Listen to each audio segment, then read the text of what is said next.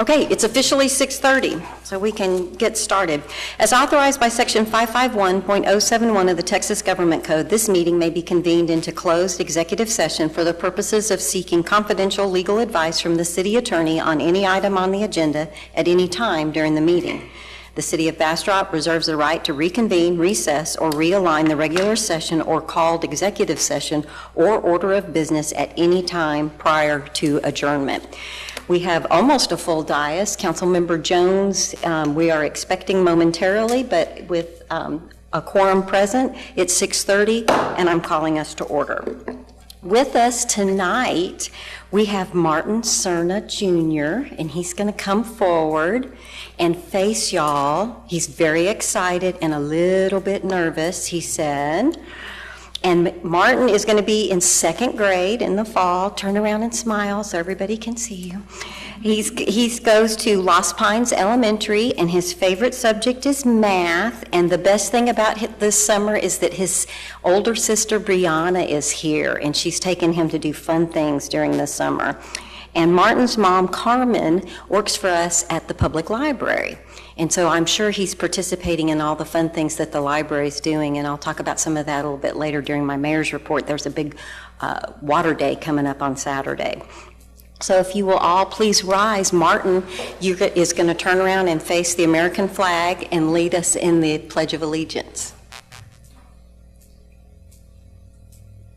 I pledge allegiance to the flag of the United States of America and to the republic for which it stands, one nation, under God, indivisible, with liberty and justice for all.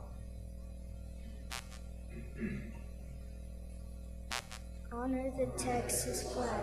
I pledge allegiance to the Texas, one state, under God, indivisible, with liberty.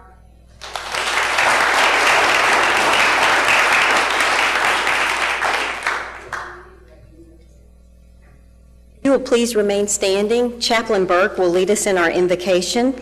Dale Burke is one of our chief police chaplains, and by many of us, we know he is Bastrop's Man of the Year, so we are very honored to have him. All right, would you all play with me, please? Heavenly Father, we thank you for the blessings upon the city of Bastrop, where the people of the community can raise their families with peace and safety provided by good government, an exemplary, caring police department, excellent schools and churches, and bountiful restaurants, retail stores, hotels, businesses, and nonprofit organizations that supply the many needs of this community. We ask tonight for your wisdom for Mayor Schrader, the city manager, and all the council members in making good decisions for the stewardship of the community on the issues before them, and compassionately listening to each concern that is presented to them by the people of this community. And we thank you for peace and orderliness and all that's done here tonight for the betterment of this city. In Jesus' name we pray. Amen. Thank you, Chaplain Burke. You may all be seated. Okay, we're moving right along. We're on item 4, presentations, and the first item will be the mayor's report. And I have a couple of things I'll go over before we get into it, and that is, if you live in the city of Bastrop, you got one of these in the mail last week, and it is asking you to attend our volunteer fair, which is going to be next Tuesday night, a week from tonight, on the 17th from 7 to 8:30 over at the Convention Center. All of the city's boards and commissions, and I think we're at 30 nonprofits, are all going to have booths there. If you have, for all the people who have said, I would love to get involved, but I just don't know what to do, this is the meeting of your dreams. You'll be able to find out about all the different opportunities, and they're going to have everything from I want to help with one event for 1 hour to I will serve on a board and be an officer for 3 years. So would really encourage, we've got all the people there, but we would like some folks to come out that are interested in volunteering. And the other thing I need to tell you is, and I need to correct myself, I told you you would be getting this in the mail at the last council meeting, but I told you that the application was going to be inside of it. And if you opened it looking for the application, you were very disappointed because there's not one in there.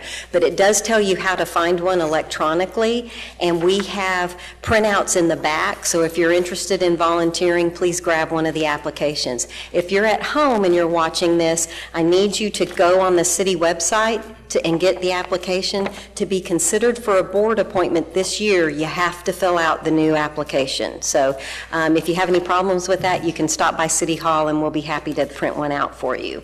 So just want to make sure everyone knows about that. And at the fair, we'll have a big stack of them. So you can fill them out now, you fill it out at the fair, and the thing that was mailed out has, how is this process going to work? All of that's included in this newsletter. So I would encourage you to at least glance over it before you throw it in the recycling bin.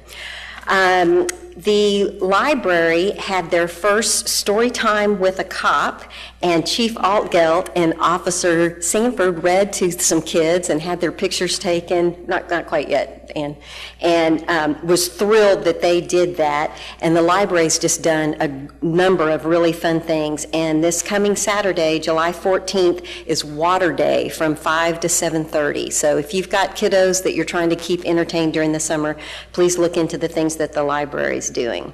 And while we're talking about summers, just a reminder, we've got a little bit of a break. Thank you, Lord, for the rain yesterday, but it's really hot. Please don't leave your pets in the car. Please don't leave your pets in the car. And that, I don't even want to talk about babies, but don't leave your pets in the car. The firefighters attended some training that was put on by Bluebonnet, and I just want to thank our partner, Bluebonnet. They're always helpful to include our folks in training about how to take care of electrical fires. And along with summer and don't leave your pet in the car, we also have Zika. So if you've got standing water by your house, make sure you take care of that. It's a good idea to use insect repellent, and just be aware. It's much more of a problem on the coast, but we need to be aware of that as well and take action. Okay, Ann, let's go.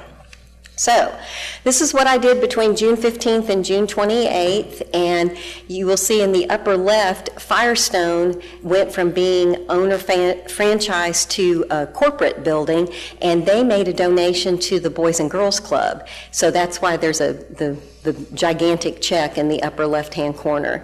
And then, of course, between June 15th and June 28th was the Juneteenth parade and banquet, and you see the lovely Councilman Peterson and his lovely wife, Willie. Look at your picture there. Okay, the hanging out Councilmember Peterson, who was an honoree for the Juneteenth banquet, and they looked great, and we're just so proud to serve with Councilman Peterson. Several of us participated in the parade, and Barbara Clemens, who is also on our library board, was the Grand Marshal for the Juneteenth parade. And then Big Game Day was one of the things that the library put on, and I had the picture where it says Big Game Day, that is human foosball.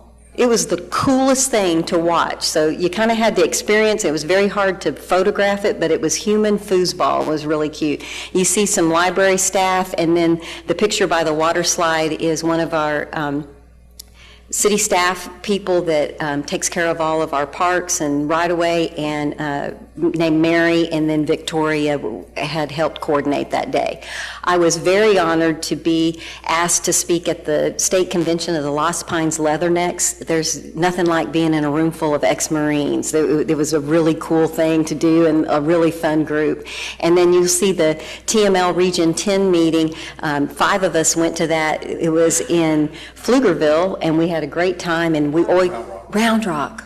Man, thank you. It was a long time ago.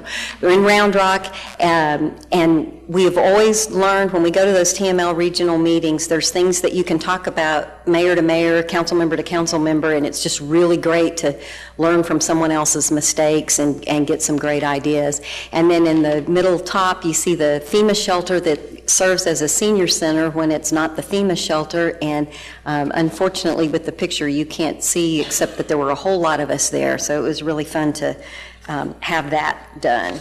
Then on the next page, you'll see the things that I did between June 29th and today. I know that everybody enjoyed the Patriotic Festival.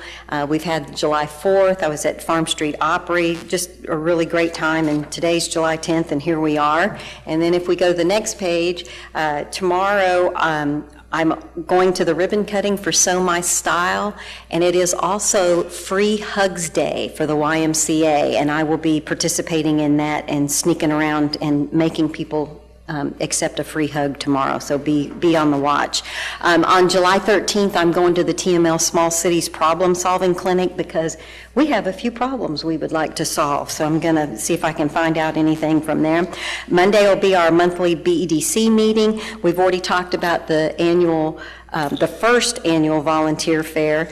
The Austin Chamber Regional meeting is in Bastrop next week, and the FCI quarterly meeting, and Corvettes will invade us on July 20th. So if you like Corvettes, you'll want to be out and about that evening. And then on the 26th, we'll be back at City Council.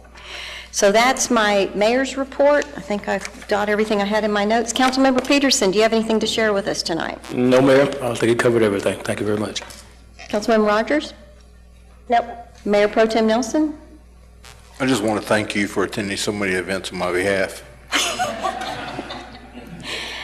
Councilmember Ennis?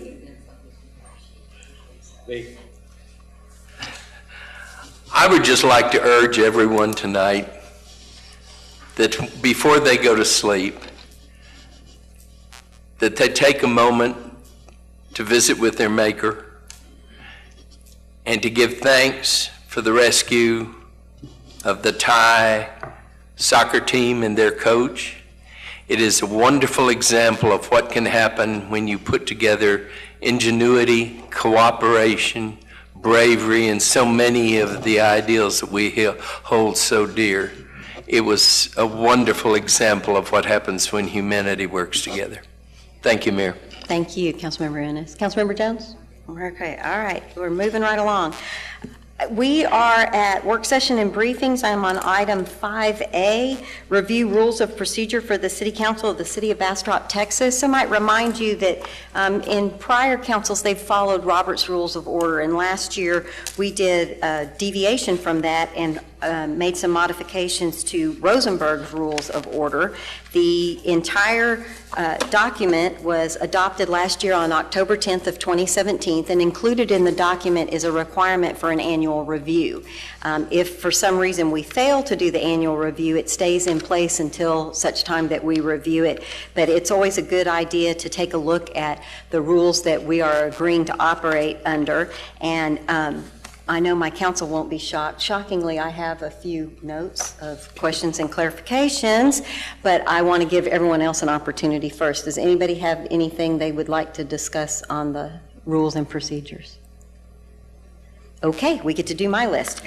One of the things that I wanted to make sure everyone understood, I had a conversation with someone earlier, is that I'm on page 4 of the rules and procedures, 1.2 applicability.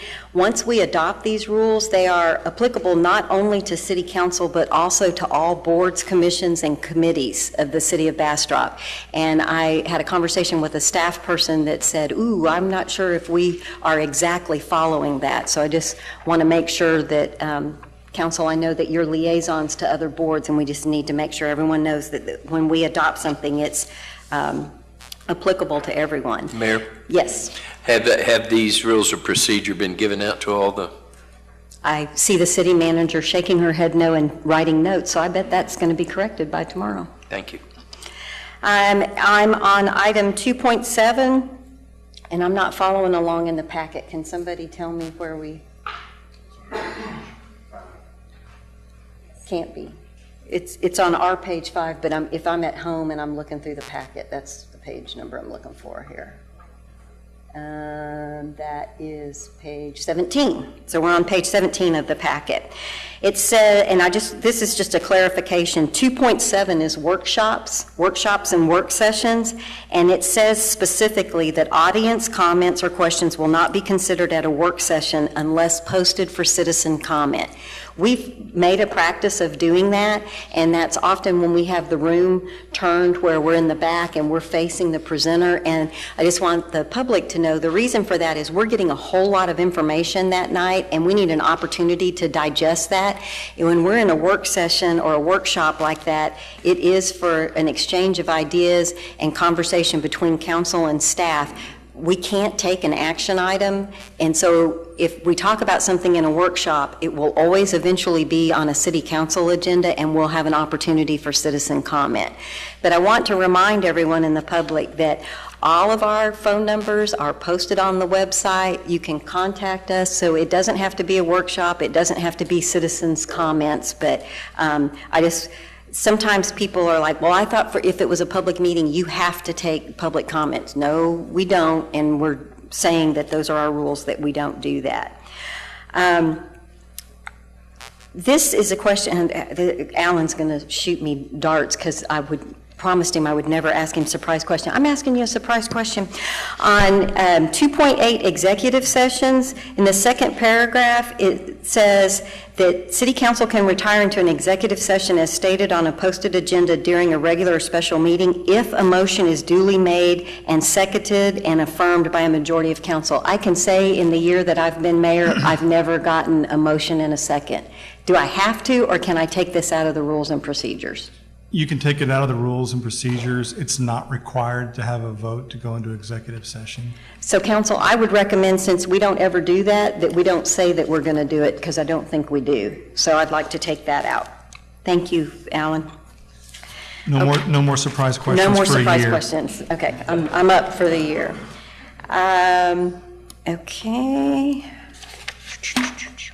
Okay, this is an in general thing that I just want to remind everyone, and this is, I'm now on page 7, which should be page 19 in the packet. And in general, when an item is open for consideration, I'm going to read the item, staff is going to report, council is going to ask staff if they have any questions, and then we are going to, we're going to get citizen input. During citizen input, if it is on a posted agenda item, council can say to someone, if maybe they're protesting, they don't want something to happen near their house, council can say, tell me again, what house do you live in? Are you mad about the dumpster? Are you mad about the building? Council can interact with a citizen if the agenda item has been posted. Once that interaction takes place, and then before we can have a discussion, we need a motion and a second. So we either get a motion to approve or deny, we get a motion, we get a second, then we will have a discussion. Once we are discussing, there is no more citizen input.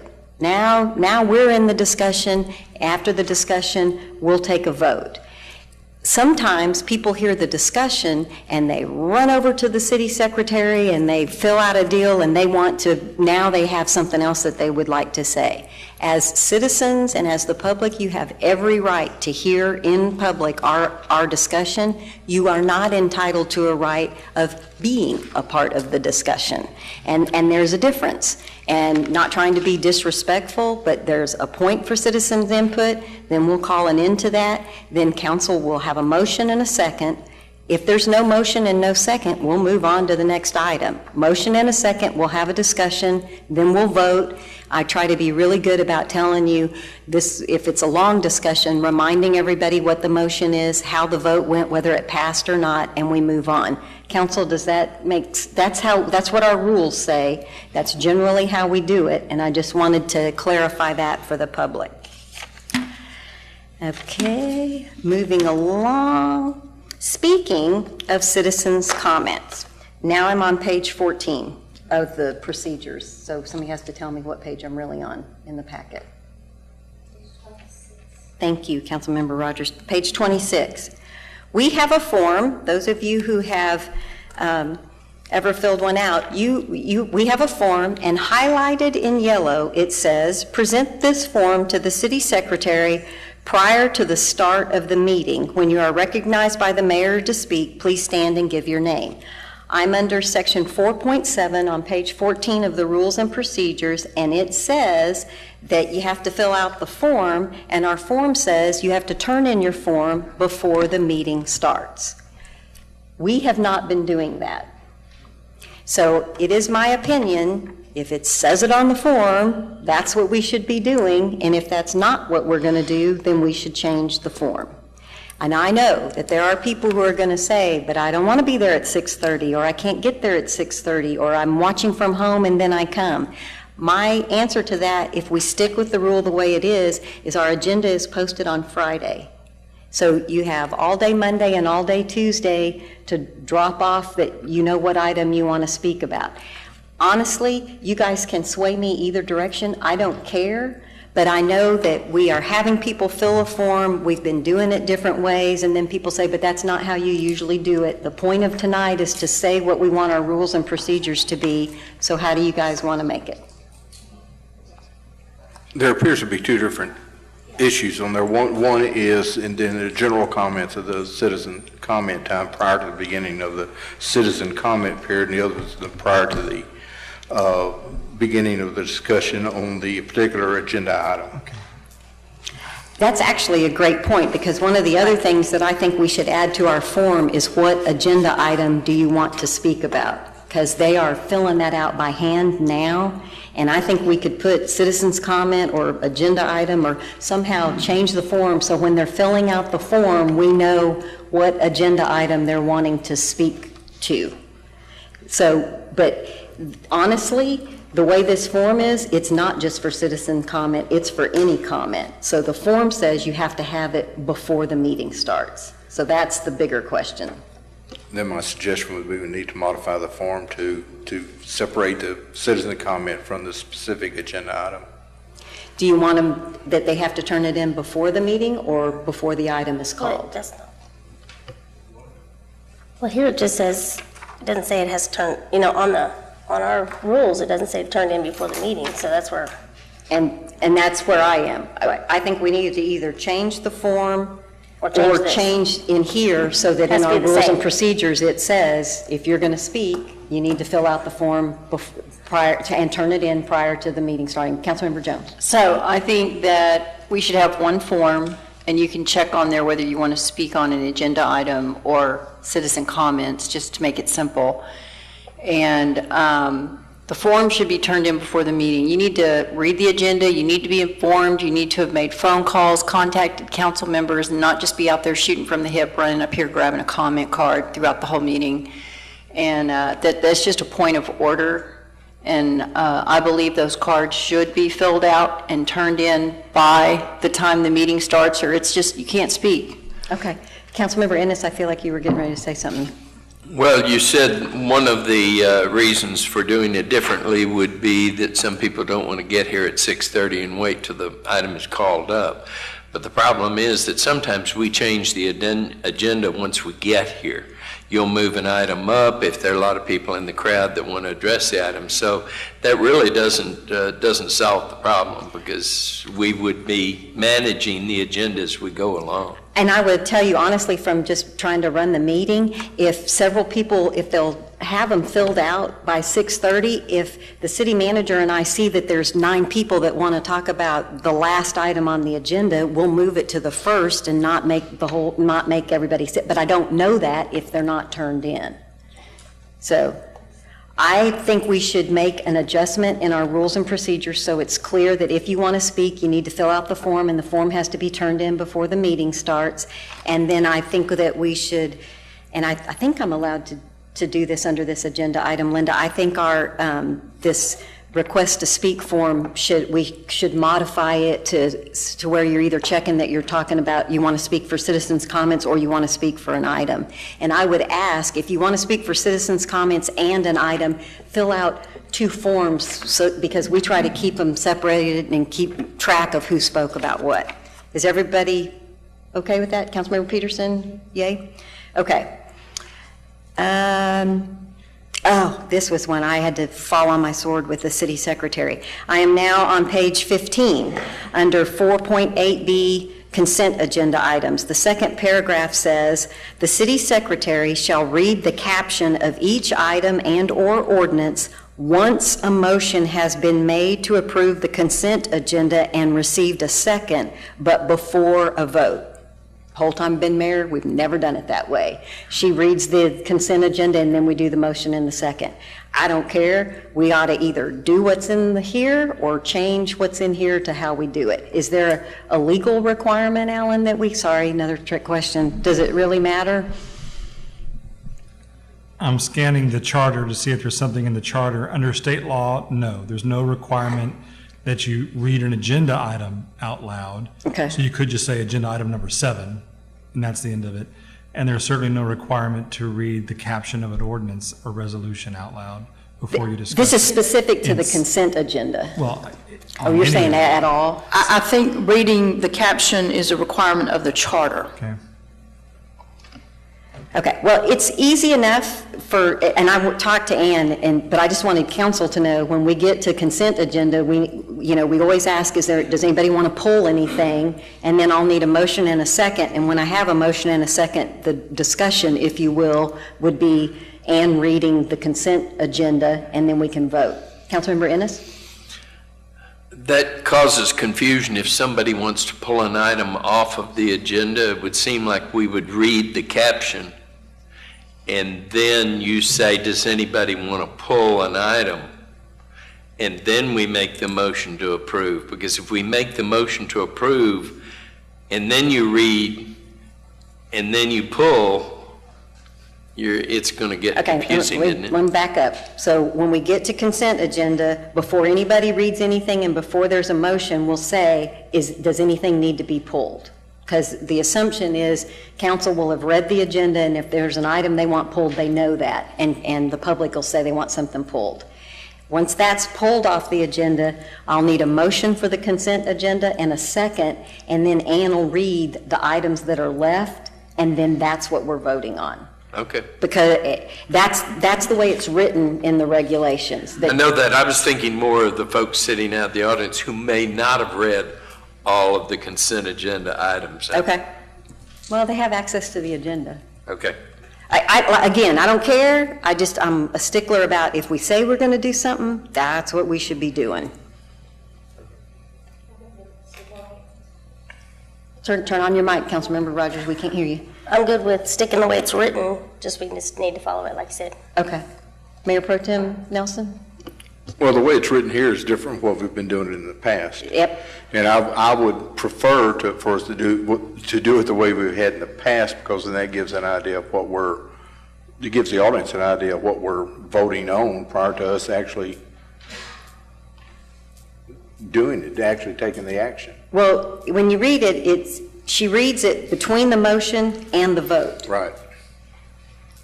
So you read it, motion, vote, or you motion, read it, vote, but you always vote last. It gets read. It's either first or second. So your preference is to read it first? My preference is to read it first. Okay, so then let's change this, and Ann, we don't have to change what we're doing. We get to keep on with what we're doing. Mine too. Okay, great. All right, City Manager, is that confusing enough for you? Are you with us? So we're going to read it, pull off the agenda, make a motion, and take a vote? We're going to pull it off the agenda. Okay. Then what's left, we're going to read, and then we're going to do a motion and vote. Gotcha. Did I say that right, council? Okay. All right. And 4.9 talks about the items for individual consideration, and I was going to make a point of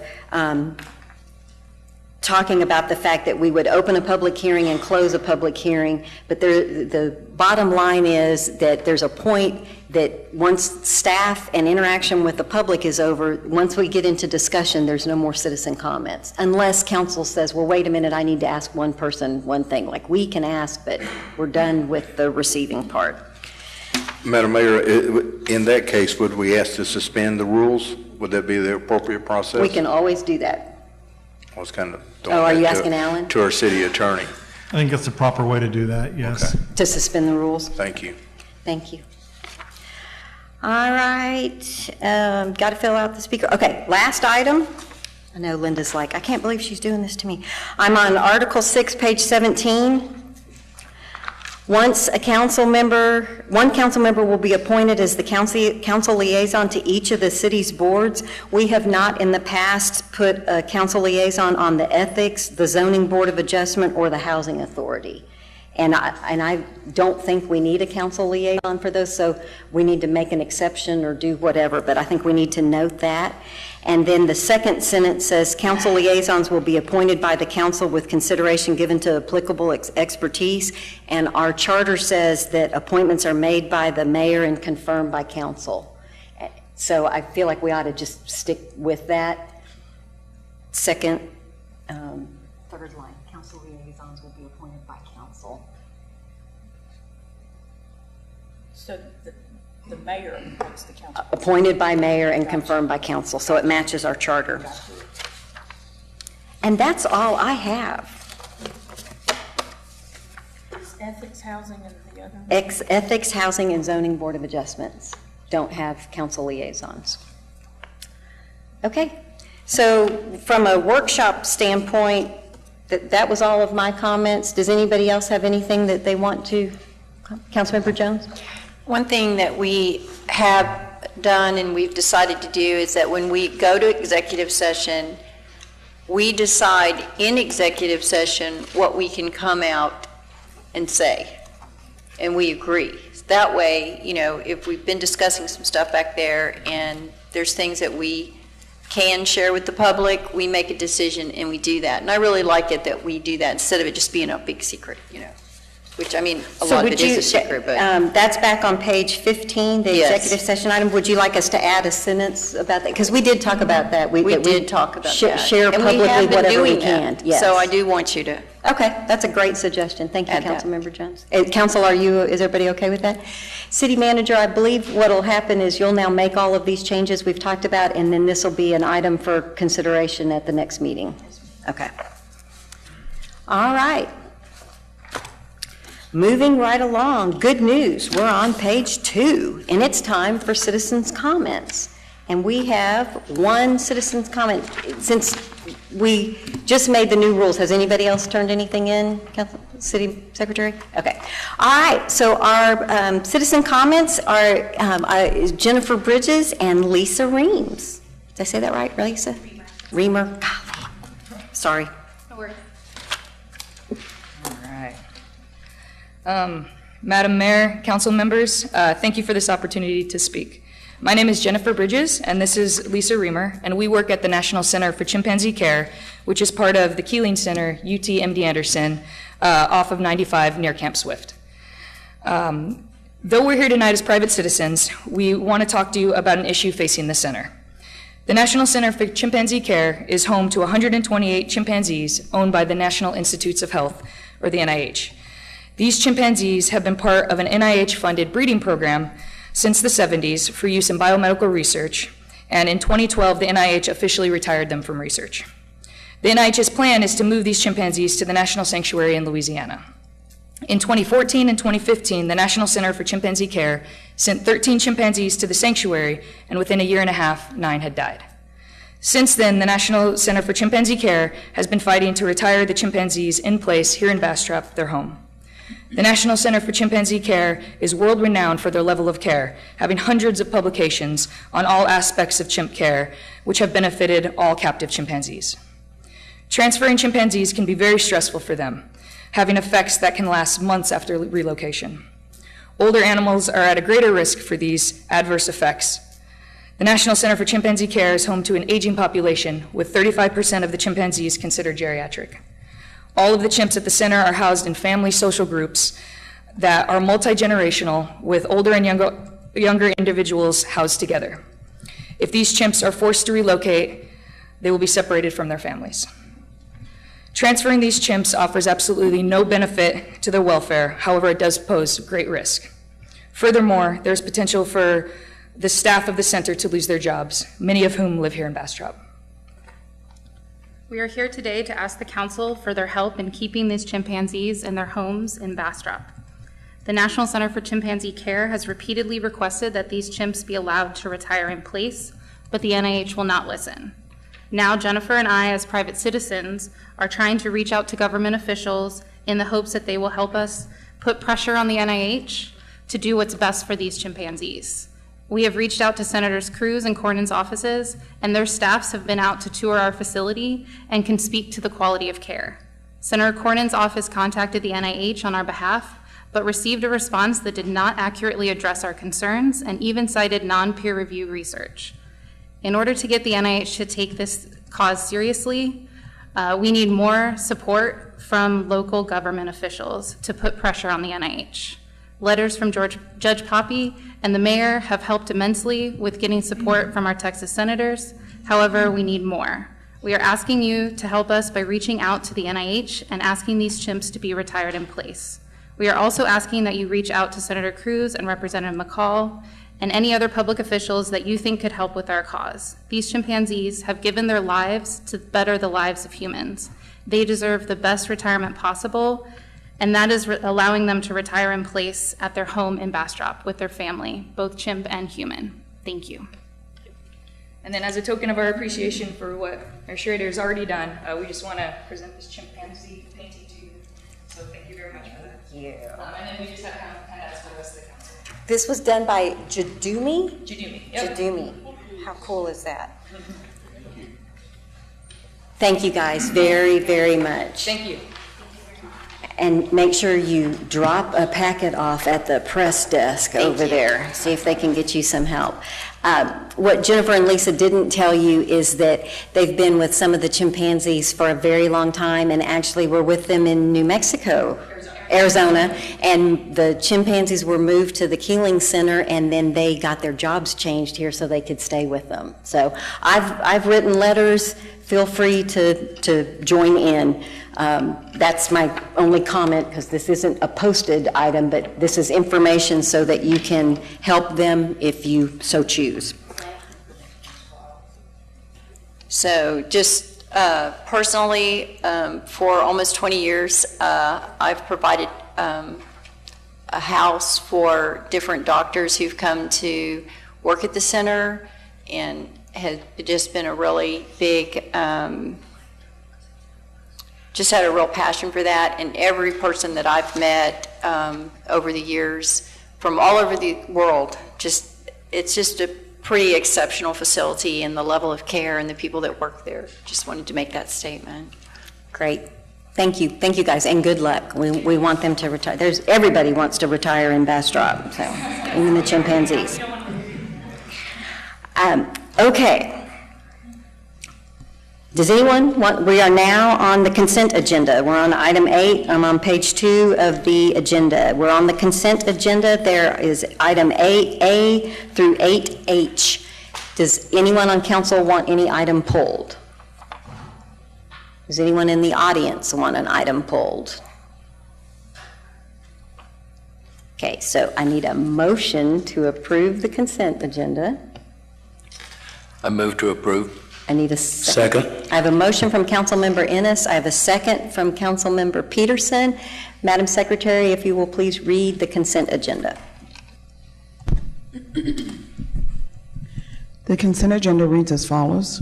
Item 8A, consider action to approve City Council minutes from the June 19th, 2018 Special Budget Workshop Meeting, June 21st, 2018 Joint Council and Visit Bastrop Meeting, and June 26, 2018 Regular Council Meeting. Item 8B, consider action to approve Resolution Number R-2018-47 of the City Council of the City of Bastrop, Texas, approving the Pecan Park Sections 3B, 3C, 3D, and 3E preliminary plat, being 28.675 acres out of the Museo Rosa survey, Abstract 56, located north of the extension of Childers Drive, within the city limits of Bastrop, Texas, as shown in Exhibit A, repealing all conflicting resolution and providing an effective date.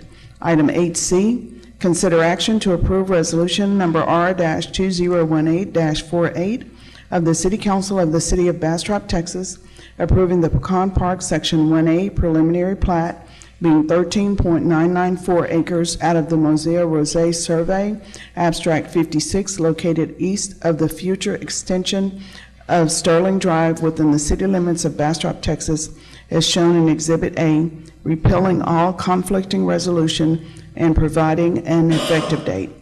Item 8D, consider action to approve resolution number R-2018-51 of the City Council of the City of Bastrop, Texas, approving the Pecan Park Commercial Block 8, Lot 1, final plat being 9.160 acres out of the Nancy Blakey Survey, Abstract 98, located south of the future extension of Agnes Drive within the city limits of Bastrop, Texas, as shown in Exhibit A, repealing all conflicting resolution and providing an effective date. Item 8E, consider action to approve resolution number R-2018-53 of the City Council of the City of Bastrop, Texas, approving the Colony Mud 1A, Section 1, Phase B, final plat being 19.954 acres out of the Jose Manuel Bangs Survey, Abstract 5, located west of FM 969 and south of the future extension of Sam Houston Drive within the extraterritorial jurisdiction of Bastrop, Texas, as shown in Exhibit A, repealing all conflicting resolutions and providing an effective date.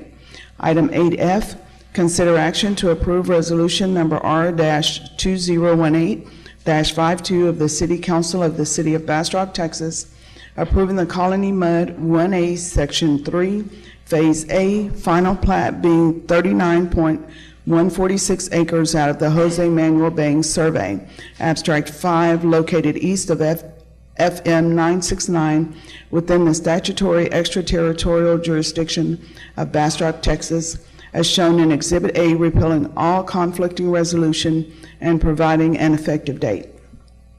Item 8G, consider action to approve resolution number R-2018-49 of the City Council of the City of Bastrop, Texas, approving the Pecan Park Section 3B, final plat being 5.152 acres out of the Moselle Rose Survey, Abstract 56, located north of the extension of Childers Drive within the city limits of Bastrop, Texas, as shown in Exhibit A, repealing all conflicting resolution and providing an effective date. Item 8H, consider action to approve resolution number R-2018-50 of the City Council of the City of Bastrop, Texas, approving the Pecan Park Section 3C, final plat being 4.961 acres out of the Moselle Rose Survey, Abstract 56, located north of the extension of Childers Drive within the city limits of Bastrop, Texas, as shown in Exhibit A, repealing all conflicting resolution and providing an effective date. This concludes the consent agenda items. Thank you very much, Madam Secretary. I have a motion from Councilmember Ennis, a second from Councilmember Peterson. Is there any further discussion? Seeing none, Madam Secretary, if you'll call the roll. Councilmember Ennis? Yes. Councilmember Peterson? Yes. Councilmember Jones? Yes. Mayor Pro Tem Nelson? Yes. Councilmember Rogers? Yes. Thank you, Council. The motion passes unanimously. All of the items listed on the consent agenda are approved. Moving on to item 9A, I'm on page 3 of the agenda. Consider action to approve resolution number R-2018-54 of the City Council of the City of Bastrop, Texas, approving a list of qualified consulting firms, authorizing the city manager to execute all necessary documents, providing for a repealing clause, and establishing an effective date. Mr. Joe. Thank you, Mayor and Council. This is a journey that we started back in, February of this year. So I just want to take a moment to talk about how in-depth we really dug into making sure we got the right people so the cream could rise to the crop. But in the initial RFQ that went out, the qualification for the firm was 25% of the score. The firm experience for similar projects was 20%. The professional references to demonstrate long-term relationships was 20. Project approach was 15. And out of that, 49 responses that we read each, and I mentioned that we read each and every one of those responses, 15 came to the top. So again, on June 20th and June 21st, we re-interviewed 15 of those firms out of the, for separate categories. There were 8 categories. One was for, and let me flip my page over here, civil engineering, which included, I think,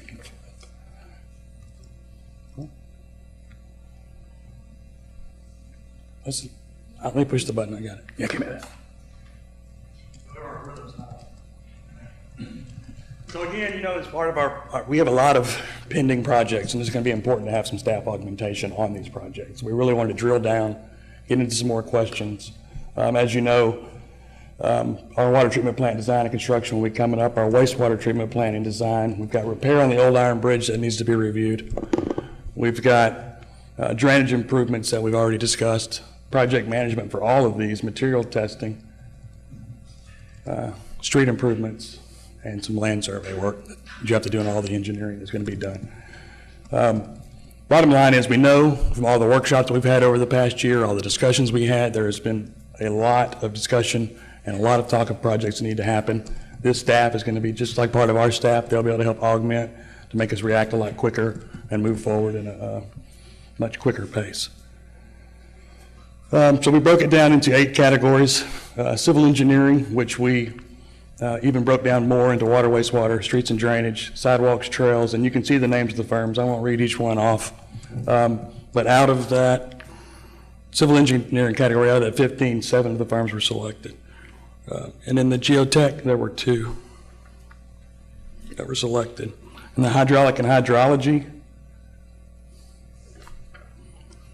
there were 4 firms selected out of that 15. There are 3 firms that we could not interview because they didn't fit our date. So we will amend this list when we have time to go back and interview them and add them. So my question is are they 3 of the 15? Yes. Okay. So there's 15 total out of the 49, and then we have broken them down even farther. Okay. Into 7 for civil engineering, 2 for geotech, 4 for hydraulic and hydrology, land survey 5, traffic 4, construction management 3, land planning 4, and architecture 3. Trey, let's try to make it a little bit simpler. Sorry. You had 49. Now You've there's narrowed 15. it to 15. Yes. What you're showing us is 12, because some people are on some and some people are only on one, but That there is are correct. 12 firms dispersed over their discipline, and there are 3 additional firms that you expect to interview, and then you may be adding them to disciplines. That is accurate. Is that, am I Yes, getting it? that is accurate. Okay. And again, so each category will have a certain number of engineers that we will go back and re-interview the 3, and they may fall in there. But the point is, these will be done on a task order. There'll be a general contract signed with everybody, and then on a task order basis, we really want to drill down and talk to you about how the community engagement is going to be done and what the process is going to look like. So you have another chance to interview every time and earn your spot to be working in one of those categories. So just want to make sure you knew that this was a in-depth, well-vetted study to make sure that we're getting the very best of the very best. So my only question, and it's, as Alan, it's not a trick question, just want to have some information. If I'm a firm that filled out and I know RFQ it took some effort to fill that out. It also took some effort to prepare and participate in the interview. If I'm one of 4 firms listed under civil engineering, do you have, and I know if somebody starts on something, you'll want them to do the second part of it, but Correct. How are you ensuring some sort of rotation to make sure that you're distributing the work? That was the reason for the interviews.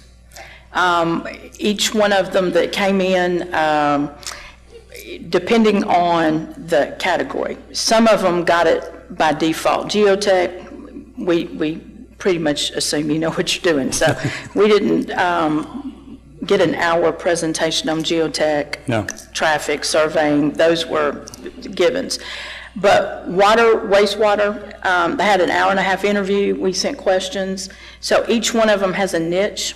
I mean, each one of them came and shared something that we go, oh, that's good to know, and we made a note. Yes. Streets and drainage, same thing. So what they didn't know was we have a list of projects over the next 5 years, and we can already pretty much tell you which engineering firm's going to do it, just because they said this, and ma'am, that's exactly what we needed. What was helpful is the interviews that we did on Wednesday and Thursday. We had met with y'all from a budget standpoint that Tuesday night, and boy, they were falling out of the sky. Oh, yeah, we know they can do that. They can do that. So that was part of that interview. We didn't assume that we knew what they were doing. They brought who was going to be assigned to our team. We got to interview them. We got to ask questions. They got to ask questions of us because we want the right skill set with the right need. I just want to be fair to them, and I don't, it was a bit of a self-serving question. If I'm one of the 5 firms that's called out tonight for a particular category, and it's a year and I haven't gotten any work, I might call and go, hey, thought I went through the interview, thought I was on the list, what's going on? So I need to understand, how are you make some sort of effort that they can expect to see some work? Within the next 90 days, 7, or let's see, 1, 2, There's 7. 3, 4, 5, 6. There'll be 7 of those engineers under contract for specific task orders in the next 90 days. That's great, but Then we'll rotate. you guys get what I'm I understand, saying. yes. We want to be fair, and the whole point, if you're really only going to Yes. pick 2, then just say 2, and they can get on to other things, because they're all running a business too. That So I is just want to be absolutely fair to correct. And them. I'll tell you, even some of those interview questions, if you remember our workshop back in April, what was it, 6 hours, 8 hours? Mm-hmm. Several of the people that were interviewed had watched the entire thing. They could almost quote verbatim what we were talking about. These people really did their homework. They really dug in. So it was a tough choice. I just want to say there were really good firms that submitted. Well, when I read the packet, and I'm sure the You're all rest of famous, by council the did way. as well, it really made an impression on me that if they're going to be extension of staff, they need to be interested in it. They need to be vested in it. We're not call a civil engineer. We need somebody that understands what's going Yes, on. Absolutely. I think I talked more than I went through the presentation, so we may be at the end. Any more questions? Council, do you have any questions for Mr. Job? You'll notice, for those of you that don't know, there are several folks in the audience who are associated with these 12 firms, and we appreciate you guys coming. So, Council, Mayor Pro Tem Nelson? Just a question for clarification. Looking through the RFQ, I noticed the schedule for proposal submission all reads 2018, earlier in 2018. It does. So the plan was to award in February, and then we got 49 submissions. They weren't planning on getting Yeah. 49. I understand. I just Right. want to make sure that. No, so we read through, like I said, each one along with our daily duties, and we got a lot closer to June. So. Councilmember Nelson, there was a committee that consisted of me, Trey Joe, Yes. Curtis Hancock, Jerry Pallady, and Tracy Waldron. And everybody brought a different perspective to the table. I am the only person that didn't read all 49. I got a waiver, but the other 4 did. They determined the order, and then we met, developed interview questions, scheduled blocks of times. If they were doing water, wastewater, they got a questionnaire and were given an hour to make a presentation out of an hour and a half. As I said, the disciplines that we just weren't interested in, because you either know how to do it or don't, time tells. The others were given an hour. We interviewed construction management companies, and again, it was all specific to us. As staff will tell you, it's just our future, and we live and die by what they do, so it's very personal. We had a pre-bid conference, and we're bold. They know they need to be a part of our team. Many of these folks you've seen multiple times in multiple places between the time they've submitted and today, because the teamwork concept is absolutely got to happen. For those that didn't get selected, it was a process. I mean, the numbers told the story. So it was thoughtful, deliberate, and painful. I appreciate the task that y'all undertook on that. I'm not quibbling on that. I just want to make sure that respondents were aware that this schedule is going to be Yes, somewhat we did impossible notify to them. adhere to. Yes. And I want to make sure we clearly communicated that to them. We did, yes. We did let Thank them you. know. Thank you, Mayor Pro Tem Nelson. Any other questions for Councilmember Ennis? I'd like to thank the staff for all your careful and extensive work on this. Thank you. Good job. Yeah. Takes a village. They all have stacks of proposals in their offices. Should any council member like to review and read all 49, I'm sure that they will share those with you. Absolutely, with notes included. Councilmember Peterson said that he fully trusts you and he doesn't need to read those, so. Okay, council, I'm happy to entertain a motion if you have no further questions or discussion. I move to approve resolution number R2018-54. Second. I have a motion to approve from Councilmember Peterson. I have a second from Councilmember Jones. Any further discussion? Madam Secretary, if you'll call the roll. Councilmember Peterson? Yes. Councilmember Jones? Yes. Councilmember Ennis? Yes. Mayor Pro Tem Nelson? Yes. Councilmember Rogers? Yes. Thank you, council. The motion passes unanimously, and congratulations to all the engineering firms. We look forward to working with you in the future. No one is happier than Jerry. He just expanded his staff. He's very happy back there. Okay, we're moving on to item 9B, hold public hearing and consider action to approve the first reading of ordinance number 2018-13 of the City of Bastrop, Texas, amending the Bastrop Code of Ordinances by amending Chapter 3 titled Building Regulations, Article 3.20, Signs, to establish regulations for electronic message LED signs, providing for an effective date, providing for a severability, providing for property notice and meeting, and move to include on the July 26, 2018 City Council agenda for second reading. Ms. Bills. Good evening. So this is, staff was asked to bring forward some recommendations for amendments to the existing sign code. There have been some requests recently in the public to modify existing pylon signs, and also in the past, their staff has not always been consistent in their interpretation of the sign ordinance. So this code amendment would kind of allow existing businesses to modify their signs, and also for new signs going up to take advantage of new technologies. Just to go over some kind of background on what kind of signs we're talking about so everyone knows the terminology. A pylon sign, and this is our diagram out of the code, is typically a sign that's generally on a pole or some other kind of base that is not as wide as the actual sign face.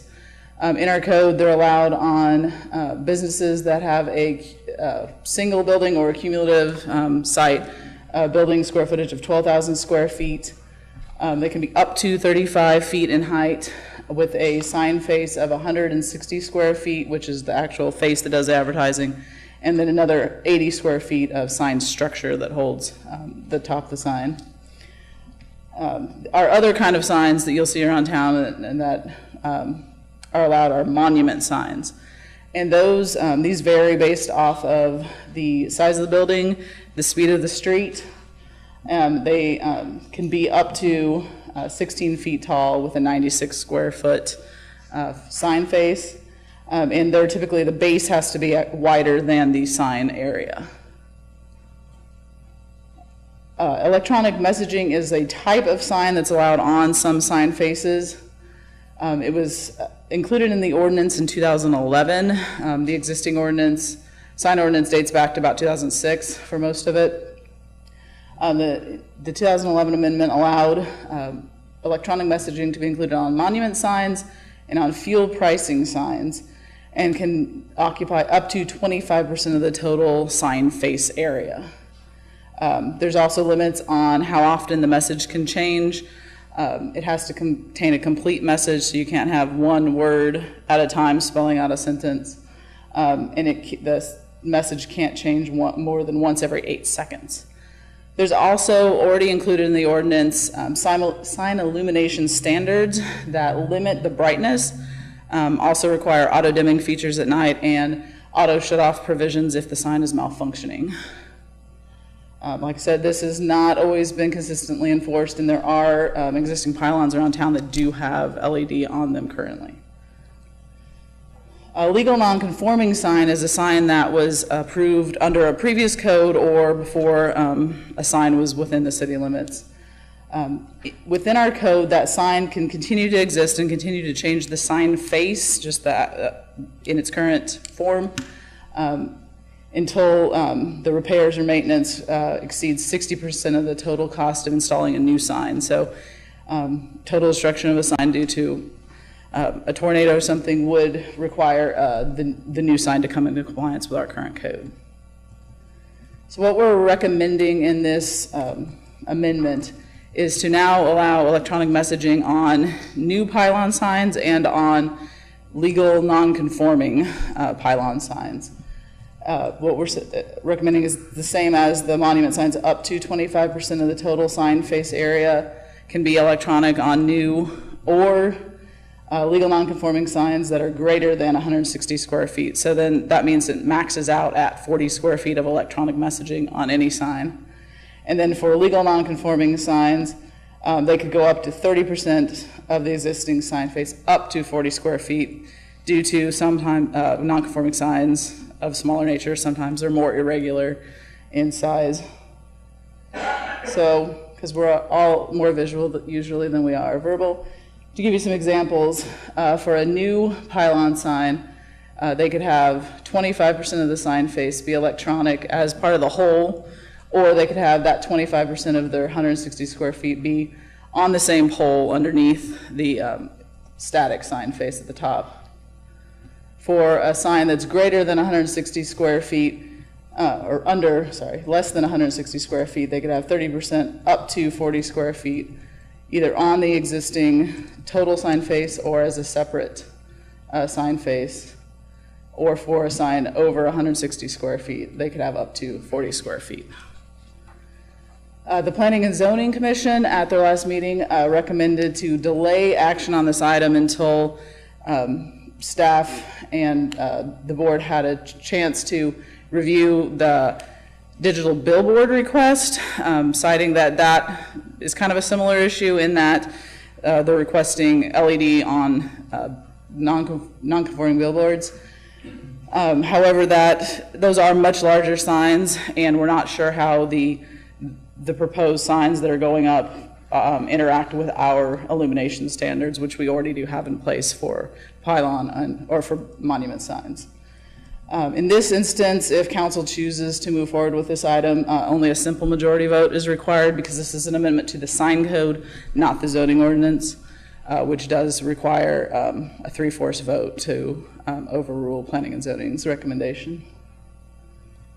Any questions?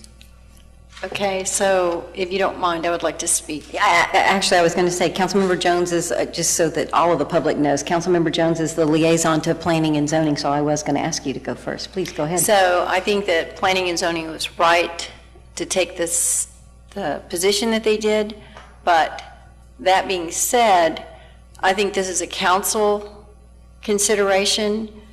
You know, the planning and zoning are going to be going through it's going to be a long process, whether we want it to or not, of rewriting the sign ordinance. It's just going to take a long time.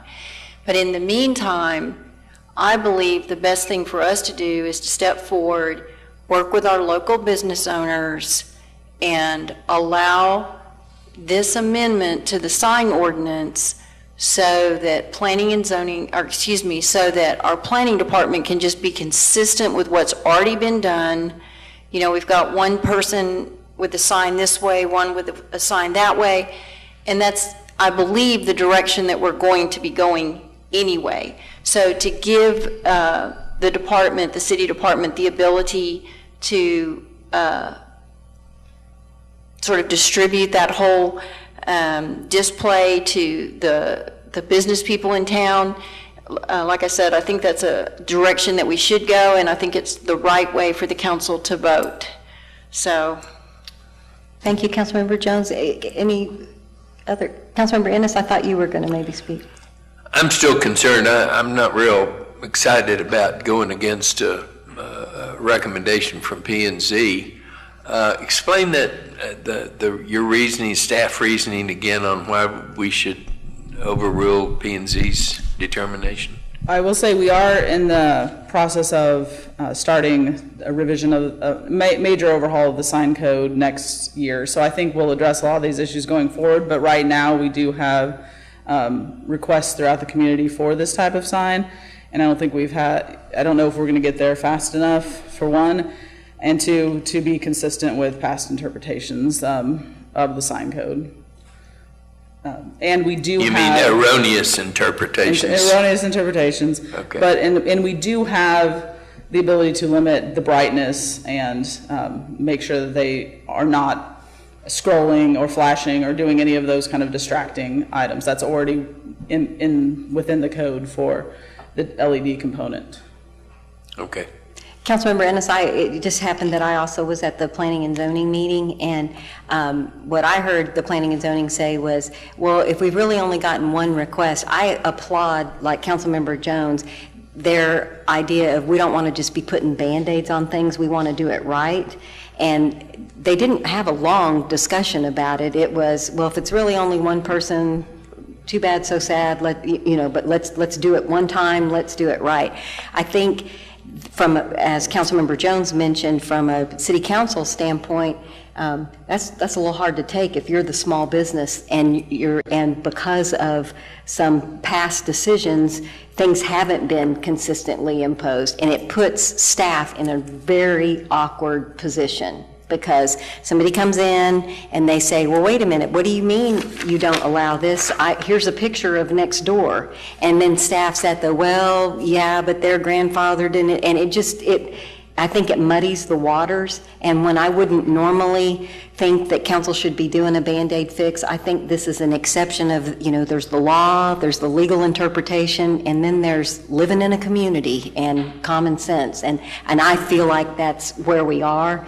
And I too want to support planning and zoning. I don't think they were against it as much as they were, let's do it all at the same time. And I think that's going to take a while. That was my perception of what I heard at the meeting. So it's sort of like what we're going to be doing is creating a bridge between now and when planning and zoning rightfully is going to be going through that whole process and doing everything moving forward properly. And this is just a bridge supporting our business community and also planning and zoning. That's a great description, Councilmember Johnson. Councilmember Ennis, I would offer to you that when we revise the sign ordinance, really and truly revise it from beginning to end, we will have in-depth conversations and address everyone's concerns and have public hearings and all of that. So I'm not sure if that helps you, but just trying to answer your question. Thank you. Mayor Pro Tem Nelson? By making this Band-Aid amendment, do you think that as we move into, or do you feel in your educated opinion, when we move to a more comprehensive sign ordinance, do you think this is going to confuse or compromise the process by having a Band-Aid approach put in and then immediately following with a comprehensive sign plan? I don't think it will. I think we'll have a very public and involved process with the community for the new sign code. So I think part of the problem that I've seen just reading through the code is, looks like there's been it was adopted and then amended twice just in the last decade. So I think that's caused some of the confusion just right there, that they've done this. So this will temporarily fix, and then we'll be able to have the comprehensive plan, overall look at our sign code and be able to really engage all the business owners at that point. And I think that will educate everyone at that point. Councilmember Rogers? Well, I want to agree with Mr. Ennis that, I don't like to go against planning and zoning. We need to honor our volunteers' time. But I do understand the bridge. But I did have a question of clarification. You said these, the amendments would kind of bring us to where there's already some signs. Mm-hmm. So my question is, are we making the amendment to match what somebody already did, or are we trying to make an amendment which is is what we wanted? You know what I'm saying? Are we doing it just because that's what matches whatever Joe's got, or is that what you would? If Joe didn't have a sign, would this be what you recommended? That's what I'm asking. You know what I'm saying? This would be, definitely the 25% would be what I recommended. I will say the under 60% is matching what was allowed previously. So the 25% it's 1/4 of your sign. It's not an overwhelming amount of the whole 160 square feet, and it's consistent with what we already allow on our monument signs. Okay, thank you. Councilmember Rogers, I would also add that the current signs, they're the marquee, they're the old letters that you put up, so somebody's climbing a ladder and they're putting up letters and the letters fall off, and this is really just trying to keep up with the technology. I totally get that. I just want to make sure we're making an amendment of what she really wanted, Yes. not just to match what somebody already has. So that's Great what I was asking. question. Well, I told. Great question. Okay, Mayor? I'm required to have a public hearing, but go ahead, Councilmember Ennis. So my understanding from this is we do allow the LED signs on monument signs. Monument signs and fuel pricing signs, so that they are allowed on pylon fuel pricing signs and canopy signs if they put them there. Okay, thank you. Okay, council, any more questions for staff? If there's not, I'd like to officially open the public hearing. Madam Secretary, do we have anyone signed up to speak? No, Mayor. Since we're on the old rules, and you can still sign up, does anybody in the audience wish to speak on this item? I'm now officially closing the hearing. Council, any further discussion, or I'm happy to take a motion? Move to approve. Second. I have a motion to approve from Mayor Pro Tem Nelson. I have a second from Councilmember Jones. Is there any further discussion? Madam Secretary, if you'll call the roll. Mayor Pro Tem Nelson. Yes. Councilmember Jones. Yes. Councilmember Ennis. Yes. Councilmember Rogers. Yes. Councilmember Peterson. Yes. Thank you, Council. The motion passes unanimously. We are now at item number 10, executive session. 10A, City Council shall convene into closed executive session pursuant to Section 551.071 of the Texas Government Code to confer with the city attorney regarding legal advice related to the status of updating the city's regulatory program, including public comment and citizen input into the new subdivision ordinance, pending revisions to zoning and sign codes and uniformity of the permitting process.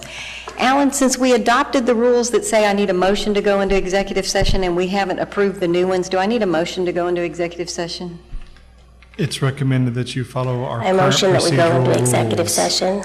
Second. I have a motion from Councilmember Rogers and a second from Mayor Pro Tem Nelson. Can everyone say yes, and that'll be the vote? Yes. Yes. And we are now in executive session.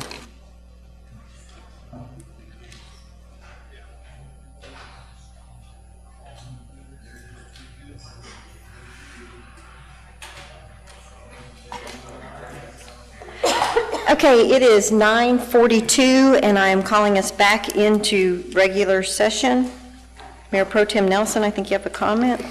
Yes, ma'am. Based upon the comments and feedback, I move that we authorize the mayor to notify the chairman of the P&Z that the council is extending the time needed to deliberate the subdivision ordinance.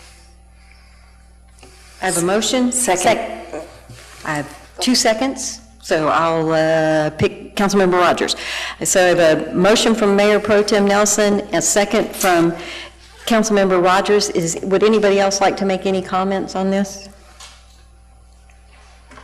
Councilmember Jones? Just that we really want to get this subdivision ordinance right, and I think it's a good decision.